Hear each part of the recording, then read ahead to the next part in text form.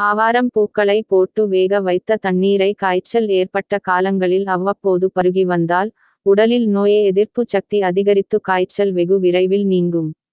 சிறுநீரக தொற்று, பாதுகாப்பற்ற உடலுறவு மற்றும் அந்தரங்க உறுப்புகளின் சுகாதாரமின்மை போன்ற காரணங்களால் சிறுநீரக தொற்று நோய் ஏற்பட்டுகிறது. இந்த பாதிப்புகள் உடலில் இருந்து அவ்வளவு சுலபத்தில் நீங்காது.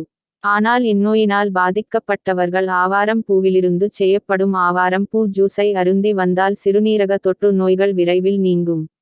ஆவாரம் பூ நீரிழிவு நோயை கட்டுப்படுத்துவதில் சிறந்த பணியாற்றுகிறது.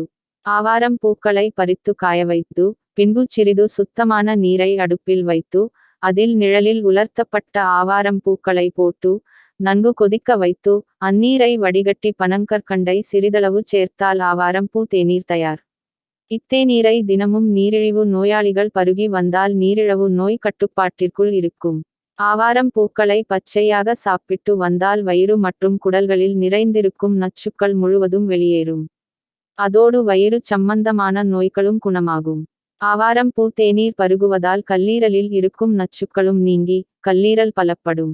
மஞ்சள் காமாலை போன்ற நோய்கள் எதிர்காலத்தில் ஏற்படாமல் காக்கும்.